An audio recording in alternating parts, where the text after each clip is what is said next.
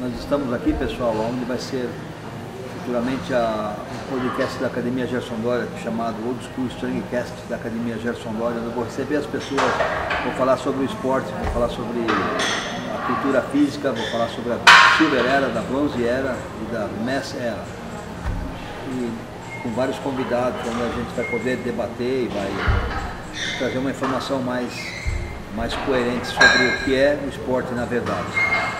Mas na verdade o que me trouxe aqui hoje para falar é sobre o que está na internet, que é muita informação sobre natural, hormonizado, eu tomo, eu não tomo, tem que tomar, isso é tão chato. Então eu vou mostrar para vocês um filme que além de tudo, um monte de informação errada sobre o que é o esporte, sobre o que é a data, quando foi, quando não fez, um monte de gente falando um monte de groselha, tudo fora de contexto, sem noção, desmedido, fazendo com que as pessoas jovens acreditem que sem esteroide não é possível você poder melhorar a sua forma física, e está errado. Então eu vou tentar mostrar para vocês uma evidência na Silver Era. O que é a Silver Era? De 1945 até 1955, 60, meados de 60. Foi onde surgiu os grandes campeões do fisiculturismo no mundo. Steve Reeve, John Grimek, Marvin Eder e vários outros atletas, Reg Park, onde se constituíram físicos enormes, com saúde, vivos por muitas décadas. Muitos morreram em 2000, 2005, 2010. Estamos falando de atletas que competiram em 45. E é uma evidência sobre o uso da testosterona e sobre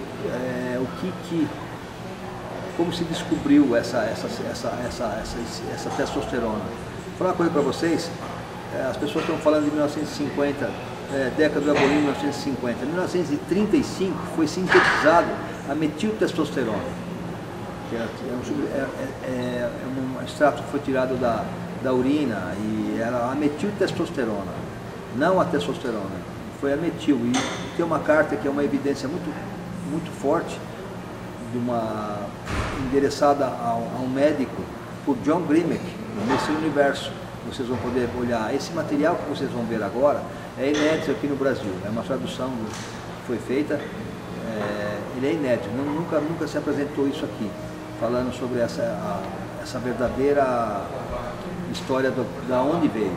Eles perguntaram e tinha anúncio em revistas. Em 35 tinha anúncio de metiltestosterona, que era usada para astenias, para frigidez das mulheres. Era usada por uma outra forma, depressão. A testosterona era usada para depressão. Então eles começaram a perguntar sobre isso, se eles poderiam usar. E eu procurei nas revistas que eu tenho, do Bob Hoffman, que é Strong Health, sobre a evidência, sobre esses anúncios de metiltestosterona e de alguns outros elixires hormonais para rejuvenescimento, para aumentar a massa muscular, para a pós-convalescência, várias coisas era falada já nessa ponto. E de um certo ponto elas começaram a ser constantes nas revistas, depois elas sumiram. Pode-se ver isso na história, elas sumiram das revistas, esses anúncios foram proibidos. E não estou dizendo para vocês que eles usavam testosterona, usavam qualquer outro tipo de substância. Estou dizendo para vocês que eles começaram a procurar e perguntar. E tem um relato muito curioso, que a insulina foi sintetizada e foi trabalhada em 1920. E tinha grandes físicos naquela época e não tinha uso da insulina. Eles foram descobrindo isso. Então, para vocês terem uma base do que é, eles perguntaram. Vocês tenham paciência, assistam até o fim e tirem as suas conclusões.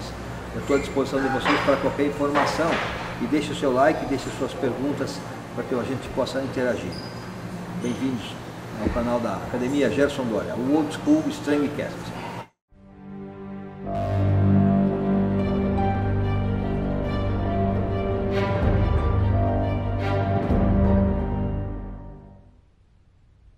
Reeves, Park, Ira e Grimek, esses titãs da Silver Era, desenvolveram físicos fantásticos que criam um questionamento se os bodybuilders da Silver Era usavam esteroides ou não, especificamente testosterona, já que ela foi descoberta e sintetizada durante a Silver Era.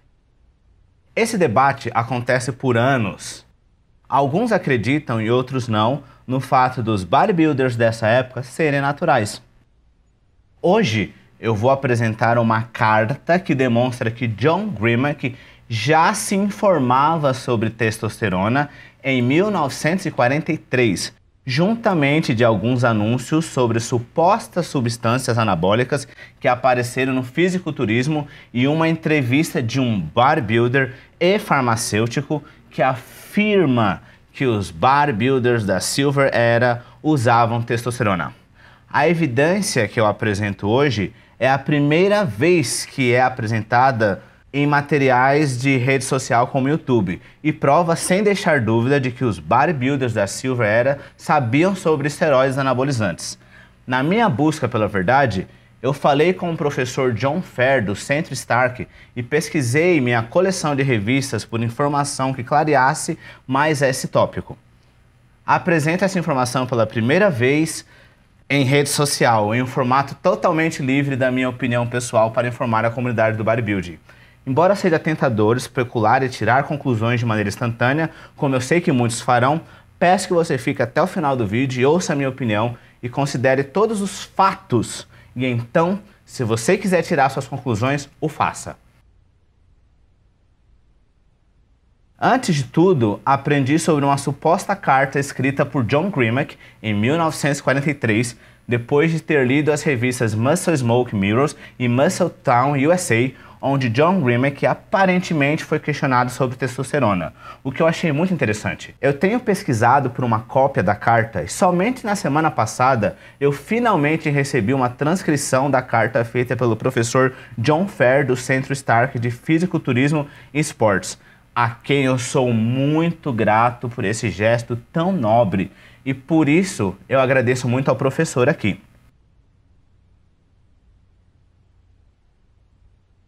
De acordo com John Fair, ele transcreveu a carta da carta original da casa do Dr. John Ziegler Yoney, sendo essa uma fonte original da carta. E sim, esse é o Dr. Ziegler, famoso pelos primeiros experimentos com Dianabol. Aqui está a transcrição da carta B. Jeffs para Grimek, 27 de janeiro de 1943, memorando para o Sr. Sartorius. Então, não estou certo sobre quem está sendo referenciado como Sr. Sartorius, mas memorando se refere apenas a uma mensagem escrita. É também importante notar que a carta data de 1943, depois que John Grimek ganhou 2 títulos de Mr. América, em 1940 e 41. Metiltestosterona foi originalmente obtida da urina masculina e é um produto de excreção. É um derivado da testosterona que é produzida com os andrógenos nos testes por hidrólise ácida. Recentemente, testosterona foi preparada sinteticamente. Eu gostaria de adicionar um comentário aqui.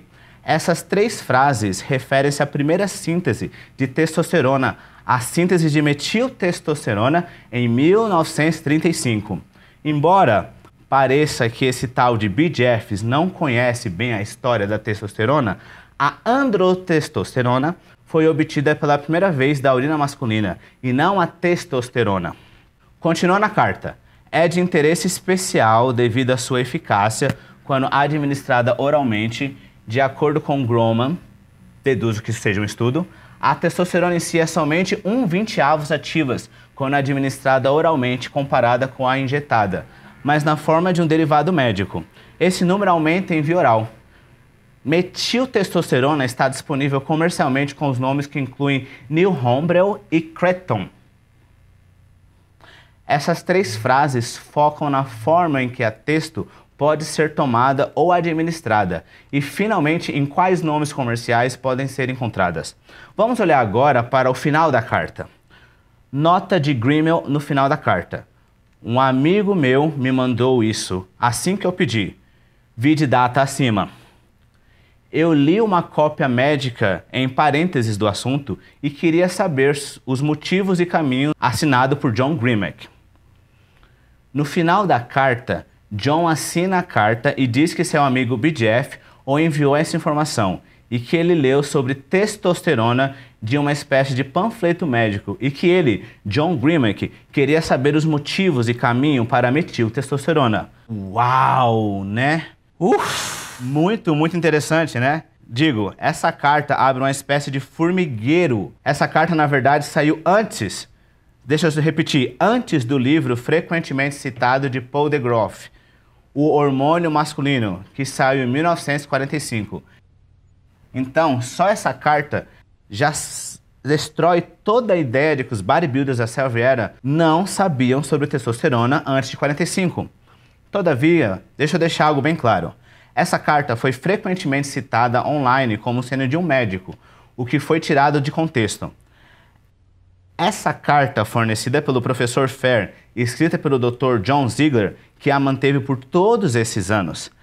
Essa carta que John Grimek recebeu não foi escrita por um médico e não é uma receita. A carta foi entregue a ele por um amigo, Sr. BJF, que eu não acredito que era um médico, pois ele apresentou vários fatos incorretos sobre a história da testosterona. E este é o problema em confiar em fóruns online. O que a carta prova, todavia, é o fato inegável de que a informação estava lá, de que os bodybuilders da Silver Era sabiam sobre esteroides. Antes de eu dar minha opinião e minha pesquisa mais a fundo, a qual estou me coçando para compartilhar, eu quero mostrar mais informações que eu achei. Eu fiz uma consulta sobre os preparos mencionados na carta pelo amigo do John Grimek, o BJF, e descobri que metiltestosterona estava sendo vendida com o nome de Neo-Hombreus, mas não consegui encontrar com o nome Creighton.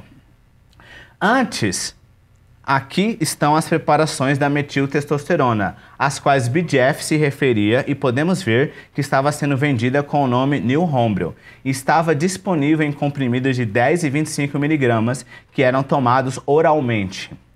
Interessante notar que essa droga estava disponível mundialmente, já que achei a fórmula disponível italiano. Por isso estava disponível na Europa, o que faz sentido se pensarmos que o Roche que produzia na França. Ainda mais interessante é que também era receitada e divulgada na forma de pomada para mulheres com problemas sexuais. Já para homens, se lermos a prescrição médica de metiltestosterona na época, ou seja, os usos de verdade do hormônio, podemos concluir que era para terapia hormonal com potencial androgênico e não anabólico. Algumas pessoas argumentam dizendo que John Grimek e talvez outros bodybuilders da época sabiam sobre a testosterona antes mesmo dos anos 40. Eu digo, acabamos de provar, agora mesmo, que os bodybuilders da Silver Era definitivamente sabiam sobre testosterona no início dos anos 40. Mas algumas pessoas afirmam que eles sabiam do hormônio antes dos anos 40, porque aparentemente a metiltestosterona foi mencionada na revista de Bob Hoffman chamada Strength and Health em 1938. E eu li isso em um fórum online que admito que não gosto de usar como referência, porque frequentemente são ruins. Uma simples pesquisa no Google, colocando 1938, o nome da revista e a palavra testosterona, traz muitas menções do que acabo de citar. De acordo com esses fóruns online, havia uma carta escrita para o editor da revista em 1938. Eu afirmo que pesquisei cada uma das cartas ao editor da revista Strength and Health em 1938 e não encontrei absolutamente nada para dar suporte a essa afirmação. Nenhuma menção sequer da testosterona. E só para garantir, eu ainda pedi ao professor Fair que também me dissesse, e ele disse que ele nunca encontrou uma referência à testosterona na revista Strength and Magazine nos anos 30. Então, esse mito pode ser descartado. Entretanto, e esse é um baita entretanto, eu encontrei provas de que o interesse em terapia hormonal e testosterona estava vivo entre o meio e o final dos anos 30, com anúncios de terapia hormonal glandular e todos os tipos de elixires e suplementos tais como Vitapom para homens magros e fracos que construíam tecido muscular e força harmônica e extratos de glândulas vitais. Um produto chamado Testrona dizia conter a essência da vida. Esses produtos, teoricamente, melhoravam a saúde, força e virilidade, e você conseguia ganhar entre 4 e 7 quilos de massa magra durante o uso, em 30 dias mais ou menos. Dobrar sua força e ter outros ganhos atléticos. Esses anúncios eu encontrei na revista British Health, uma revista sobre músculos entre a metade dos anos 30 até o início dos anos 40. E para responder a pergunta sobre se eu achei ou não algo sobre metiltestosterona em alguma revista entre os anos 30 e 40, a resposta é definitivamente não. Esses anúncios de elixires, extratos de glândulas, começam em janeiro de 35. Isso é muito antes da descoberta da testosterona. Portanto, eles certamente não continham metiltestosterona. Como descritos, eles são extratos glandulares e provavelmente bem fracos, porém, eles demonstram sim que empresas estavam vendendo terapia hormonal e produtos como extratos de testículo para a comunidade fitness e fisiculturista antes mesmo de 1935. Logo, é de se imaginar que os bodybuilders estavam questionando e estudando sobre a metiltestosterona no início dos anos 40. Até onde eu saiba, essa é a primeira vez que alguém demonstra no YouTube que as revistas de musculação estavam meio que empurrando tais produtos para os bodybuilders. Até agora, a única evidência que já vimos veio de artigos médicos e artigos em jornais, os quais uma pessoa comum poderia ler claramente e, obviamente, um outro bodybuilder poderia achar essas leituras interessantes e ficar alerta sobre tais anúncios em um jornal. Mas outra coisa é que para esses produtos chegarem aos bodybuilders, o que demonstra que eles tinham conhecimento de hormônios e de sua importância para a saúde, força e construção muscular desde meados dos anos 30. Citando essa última descoberta interessante, eu achei uma entrevista na revista Florida Weight, número 2, 1 dos anos 60, e dentro dela havia um artigo chamado Drogas Teciduais, onde há uma carta de um farmacêutico e bodybuilder da Silver Era, chamado Bill Barrett, que explica que ele tinha usado esteroides anabolizantes desde os anos 50. E eles melhoravam o seu desenvolvimento físico e a sua saúde como um todo. E também a sua vitalidade. Eis um trecho. Minha experiência com hormônios anabolizantes tem sido muito frutífera. Eu faço uso já tem quase 10 anos e eu posso dizer honestamente que eles me beneficiaram muito. Logo, terei 46 anos e acho que meu desenvolvimento físico e vitalidade estão em um ótimo patamar, com bem menos esforço, algo que jamais aconteceria 10 anos antes. Acredito firmemente que o envelhecimento é algo químico e que algum dia, com terapia hormonal, vamos conseguir o auge da vida para muito além do que é hoje. E ele continua e faz a seguinte acusação. Eu poderia te falar mais sobre a história dos hormônios anabólicos e de onde derivam, mas isso seria uma carta muito maior. Eu gostaria, entretanto, de enfatizar mais uma informação. Eu sei de 3 Mr. Américas e pelo menos um Mr. Flórida e também algumas estrelas do cinema que tiveram a sua glória quando estavam tomando hormônios. Na verdade, um dos maiores e melhores bodybuilders se tornou Mr. América nos anos 40 depois de tomar testosterona, o hormônio do qual os mais recentes anabolizantes se derivam. Ele depois veio a se tornar Mr. Universo e ainda hoje, 20 anos depois, é considerado por muitos o maior de todos. Para concluir, eu espero que essa carta seja vista por vocês leitores. Uau! O que foi isso? Bill Barry está acusando Steve Reeves, um famoso astro do cinema que foi Mr. América nos anos 40 e depois Mr. Universo, e também outros bodybuilders que se tornaram astros de filme e outros muitos Mr. América dos anos 40 de tomar testosterona para ganhar os seus títulos. E essa acusação foi feita nos anos 60, bem antes do fenômeno do falso natural existir. A pergunta que todos estamos fazendo é: essas acusações são verdadeiras ou não? As evidências que acabei de mostrar provam que os bodybuilders da Silver Era carregavam essa culpa? Como mencionei antes, é fácil especular. O que claramente podemos dizer é: os bodybuilders da Era de Prata sabiam da importância da saúde glandular e hormonal desde os anos 30. Já que havia produtos obviamente sendo anunciados em revistas de musculação mundialmente, elixires e poções que continham sabe Deus o quê, algumas afirmando ser extratos glandulares com nomes similares à testosterona. Mas esses produtos provavelmente não eram derivados de metiltestosterona. Durante o início dos anos 40, John Grimek e talvez outros estavam se questionando sobre metiltestosterona para descobrir o que era e o que fazia. Isso era claramente um tópico das conversas entre os bodybuilders. A conexão estava lá. Vale também dizer que preparações orais de metiltestosterona continham entre 10 e 25 miligramas de metiltestosterona. E claro, soluções injetáveis também estavam disponíveis. Falarei disso logo mais.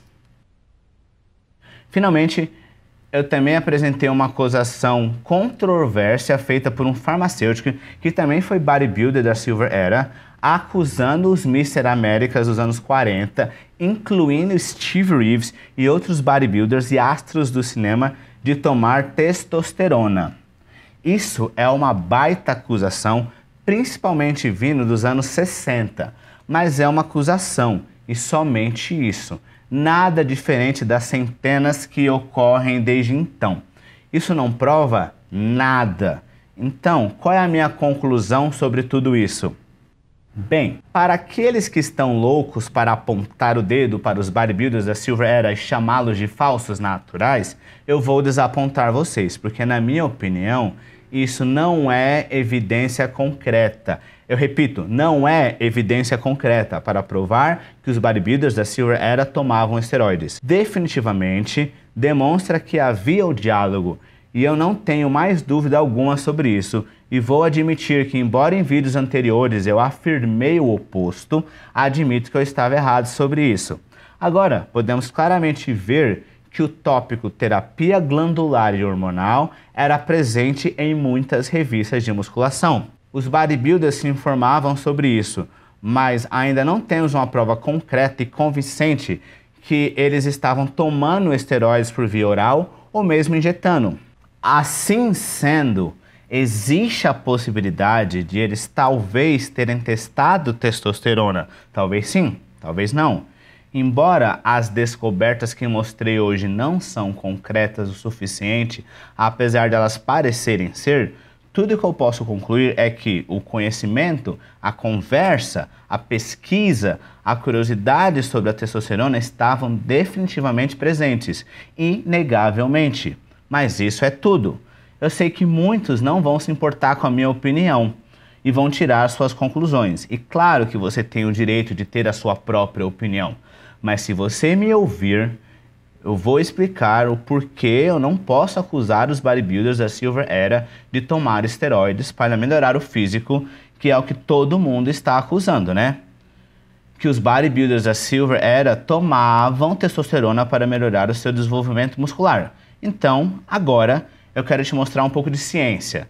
Talvez com a pesquisa do professor Jen Todd, possa corroborar com o fato de eu ainda acreditar que os bodybuilders da Silver Era não tomavam testosterona para aumentar o desenvolvimento muscular. E é lá que eu pretendo chegar. Primeiramente, vamos olhar a história da testosterona em um breve resumo. Todos sabemos que a testosterona foi isolada em 1935, vinda de 100 kg de testículo de boi. Todavia, logo após a metiltestosterona ter sido isolada em 1939 e aceita para uso clínico, o câncer de próstata foi associado aos níveis de testosterona em 1941. e a metiltestosterona oral foi tida como tóxica ao fígado em 1950. Por causa de problemas tóxicos do fígado, métodos injetáveis foram testados usando paletas em 1937. Isso ainda é usado hoje.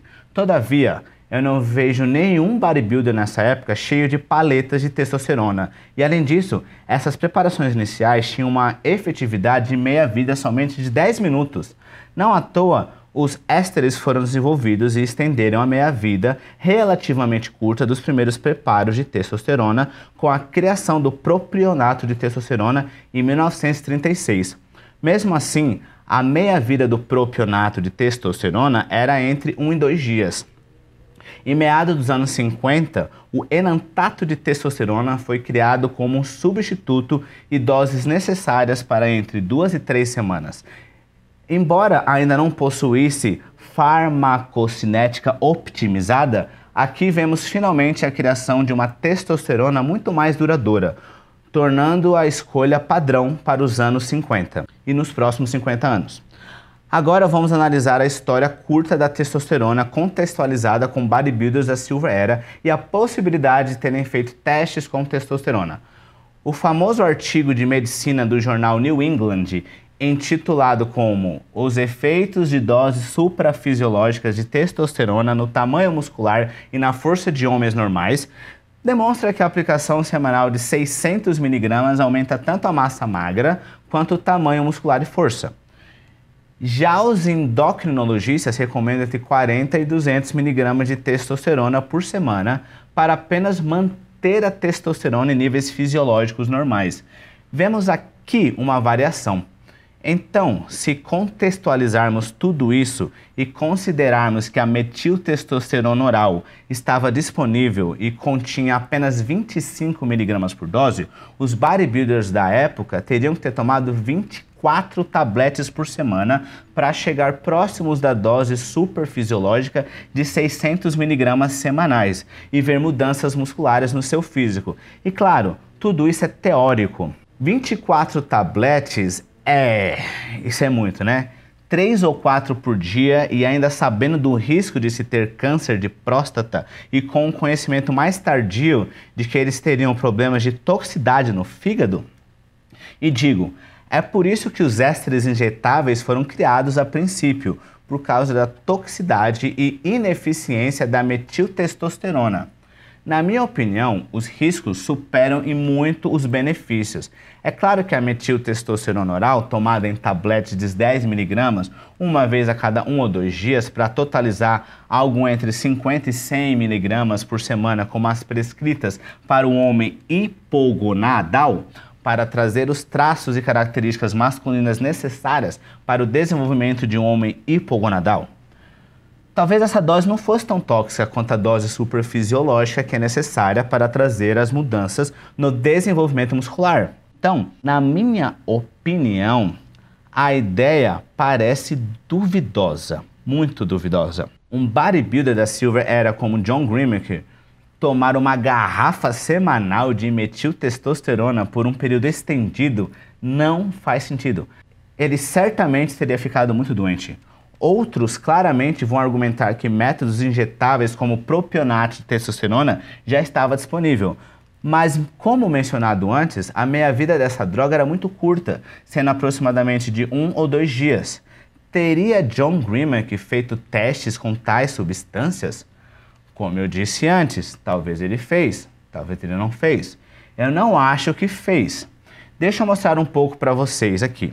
Vamos dizer que John Grimek fez testes com propionato de testosterona injetável nos anos 40, mesmo ele nunca tendo mencionado essa droga na carta dele. Se funcionou tão bem, então por que tentar testosterona de novo nos anos 50? É documentado que John Grimek usou testosterona pela primeira vez nos meios dos anos 50, depois que Dr. Ziegler descobriu que os russos estavam usando testosterona com seus atletas de levantamento de peso olímpica. Eu digo, se a testosterona não funcionou com você 10 ou 15 anos antes, por que você tentaria de novo? Para mim, isso não faz sentido como Albert Einstein diz. A definição de loucura é fazer a mesma coisa repetidas vezes, esperando resultados diferentes. John Grimek claramente não viu o resultado com a testosterona e dispensou a droga que não tinha propriedades anabólicas no meio dos anos 50, quando ele já tinha se aposentado do bodybuilding e do levantamento de peso. Alguns podem argumentar que no meio dos anos 50, o enantato de testosterona estava disponível com uma meia-vida maior, e este é um ponto válido, e talvez seja o motivo pelo qual John Grimek tentou usar testosterona nos anos 50, mas eu repito, está documentado que mesmo essas substâncias não tinham efeito na força de John Grimek ou na massa muscular dele. Isso está registrado. Agora, isso me leva para um ponto muito importante. Se o enantato de testosterona não fez efeito em John Grimek na metade dos anos 50, sendo ela a forma mais eficaz do hormônio naquela época, então, o que te leva a pensar que as soluções anteriores, que eram mais fracas dos anos 30, fariam algum efeito? Mesmo se John Grimek ou outros bodybuilders da Silver Era fizeram testes com as primeiras doses de testosterona oral injetável, elas dificilmente tiveram algum efeito no físico deles. Apenas veja o shape de John Grimek em 1935, antes mesmo da descoberta da testosterona. Ele já tinha desenvolvido um físico muito musculoso, sem o uso de anabólicos. O físico dele não muda muito depois. Claro que ele continua ganhando massa muscular com o passar dos anos, mas parece ser progressivo. Para enfatizar ainda mais o meu ponto, eu gostaria de mencionar o professor Jen Todd, que eu mencionei em um vídeo recente sobre os limites para hipertrofia. Nesse artigo com o título Tamanho Importa, Reflexões sobre Músculos, Droga e Esportes. O professor Todd lista índices de massa magra dos bodybuilders da Silver Era, os quais podemos notar que não são diferentes dos índices de massa magra alcançados pelos atletas da Bronze Era, com valores entre 25 e 32. E como todos sabemos bem, os atletas da Bronze Era não poderiam mesmo ter tomado esteroides anabolizantes porque eles simplesmente não existiam. Antes de terminar esse vídeo, eu gostaria de apontar uma referência importante que o professor John Fair compartilhou comigo. E esta publicação que ele escreveu anos atrás, que também ajuda a nos dar uma luz sobre o uso de testosterona e esteroides anabolizantes por atletas. O artigo é sobre o professor Charles, que foi o primeiro cientista a fazer a conexão entre anabólicos e hipertrofia, e de início fez testes em cachorros. Ele provou antes de 1936 que a androstenediona era uma substância anabólica. O artigo também mostra o que eu mostrei em um vídeo anterior, que nos anos 40 a testosterona e outros hormônios anabólicos eram indicados para hipogonadismo, depressão e outras enfermidades, e pesquisas experimentais foram feitas para tratar doenças como câncer e diabetes, cicatrização, e em alguns casos eram prescritos para mulheres. Pesquisas iniciais sobre os possíveis efeitos de anabólicos em humanos foram feitas durante a Segunda Guerra Mundial, embora nenhuma pesquisa clínica tenha sido feita em cobaias humanas de fato. Eu acho que toda essa pesquisa médica é importante de se mencionar, porque coloca tudo dentro de um contexto quando se refere ao uso de testosterona naquele tempo e o conhecimento médico de causa. Então, isso encerra o vídeo por hoje. Espero que tenham curtido a carta de John Grimek, onde ele informa-se sobre testosterona em 1943, juntamente com anúncios de substâncias anabólicas que estavam sendo apresentados em revista de bodybuilding, e a entrevista de Bill Barrett afirmando que bodybuilders da Silver Era usavam testosterona. Se gostou do vídeo, dê seu like, inscreva-se no canal. Estou curioso para saber o seu comentário. Então vá lá, deixe-nos ouvir o que você tem a dizer. Sei que esse vídeo vai causar controvérsias e causar um alvoroço na comunidade bodybuilding. E quero muito ver os comentários.